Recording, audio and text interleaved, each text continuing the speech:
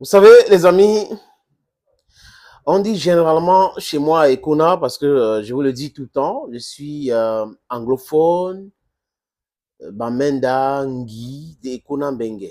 Oui.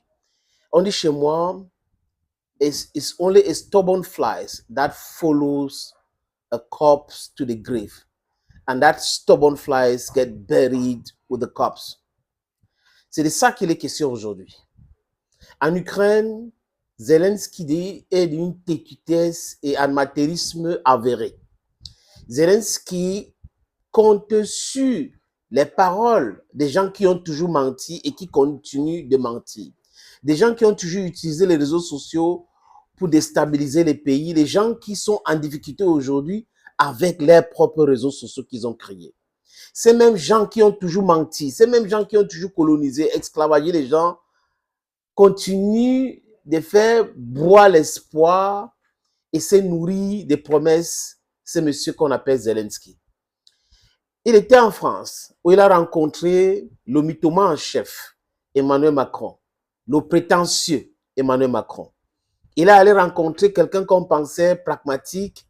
Malheureusement, ce n'est pas Angela Merkel, Olaf Scholz, qui fait des promesses, qui signe les accords de coopération sécuritaire, comme Sunak en Angleterre, alors qu'au fond d'eux, ils savent que l'Ukraine ne peut rien contre la Russie. Les conséquences de leur non-sens, c'est quoi? C'est la perte des vies et des villes ukrainiennes. Des gens meurent. Et vous allez constater, les amis, que sur les médias mensonges, qu'est-ce qu'ils font? Ils font le travail genre, la Russie a pris Avdiivka après avoir perdu 17 000 personnes. Mais avant que la Russie ne reprend ou ne récupère cette ville, ils disaient que les Russes perdent 20 000, 25 000 tous les jours. En fait, ils montent, ils descendent avec les chiffres. Voilà donc des gens qu'on est en train de chasser, on est en train de bombarder dans une ville, mais au même moment, ils sont en train de compter le mort de ceux-là qui sont en train de les chasser, les martyriser, pas martyriser, les mettre KO dans la guerre. En fait, c'est ça qui est marrant. Donc, l'armée ukrainienne peut compter le nombre de soldats russes morts à Avdiivka, mais l'armée ukrainienne est incapable de compter ses propres soldats morts. Ça fait pas 2 heures, les amis, que l'armée ukrainienne vient de dire que la Russie a exécuté 6 soldats. Mais si vous allez sur RT, vous allez voir que la Russie a filmé la fuite de certains militaires ukrainiens en abandonnant les armes, les véhicules, les hardware militaires. Et la Russie a frappé sur certains groupes de militaires. Oui, mais l'image est là, ça circule, ils ne sont pas cachés. Mais pourquoi l'Ukraine et les autres font aujourd'hui comme si les Russes se sont cachés avant de faire ce qu'ils ont fait? Vous êtes en pleine guerre et on a vu les Ukrainiens se comporter de façon brutale avec les soldats russes. Donc vous pensez que vous allez vous comporter comme les hors-la-loi avec les soldats russes et les Russes vont caresser les militaires ukrainiens? Ce n'est pas possible. À Belgorod, les armes otaniennes ont abattu un avion militaire. Et il y avait les prisonniers de guerre ukrainiens là-dedans et 6 membres de l'équipage de cet avion. Poutine l'a dit calmement, mais la conséquence, c'est quoi? C'est que hier soir, les amis, hier matin, il y a eu des drones, un missile de croisière que la Russie a envoyé en Ukraine.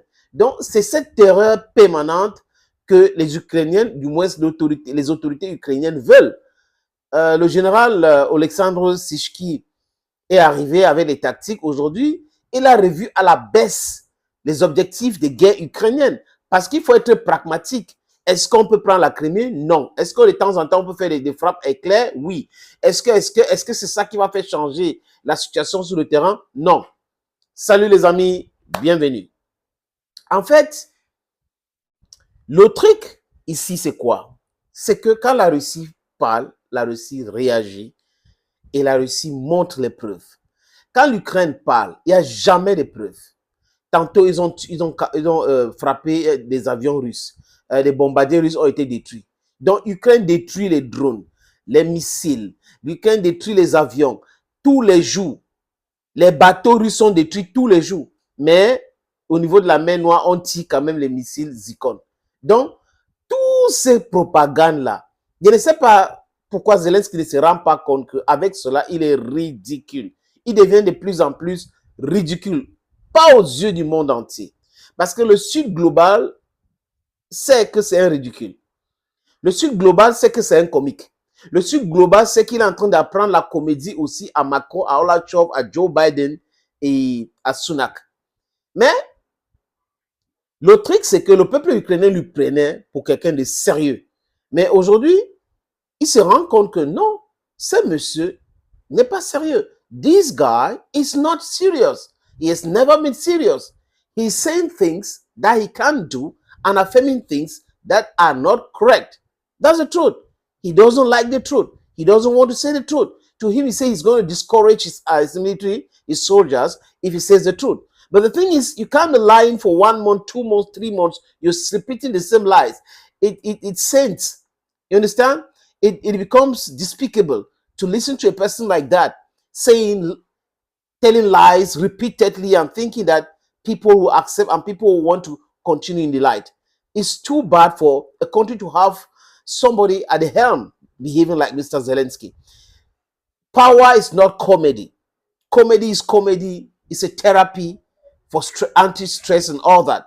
But power is pragmatism. Power is something concrete. Ukrainians are suffering. They are suffering. They are being tortured. The war is becoming and unbecoming. It became like that before, and now is in a very execrated manner.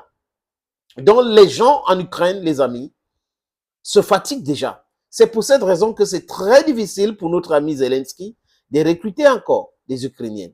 Certains sont en train de fuir, d'autres ont déjà fui, d'autres ne veulent pas, d'autres ont eu les certificats d'incapacité.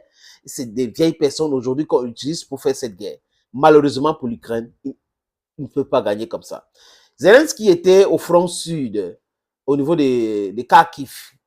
Il était là-bas, au front, il a fait des promesses, des promesses, des promesses. Mais c'est ce même Zelensky et son état-major qui ont décidé d'utiliser Kharkiv, Kupiansk, Soumy pour envoyer les missiles en Russie. Et les Russes ont donc décidé d'en finir avec cette situation, amasser les troupes et tous les amis, et c'est compliqué pour lui. La guerre, à l'heure où je vous parle, fait rage au niveau de Kupiansk. Les Russes se sont donné 30 jours pour récupérer Kupiansk et d'autres villages et toucher même Kharkiv et maintenant l'offensive contre la ville de Kharkiv.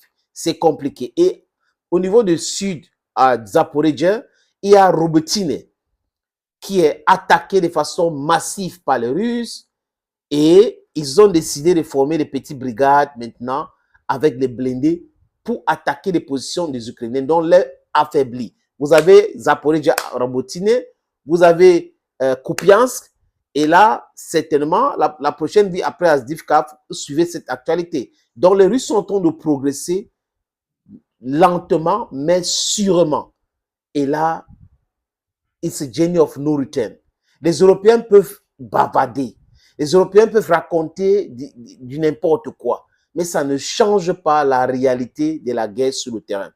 Je vous avais dit ici que les Américains sont pragmatiques. Cette guerre ne les touche pas directement. Dans quelques mois, les Américains vont lâcher l'Ukraine. Répétez après moi.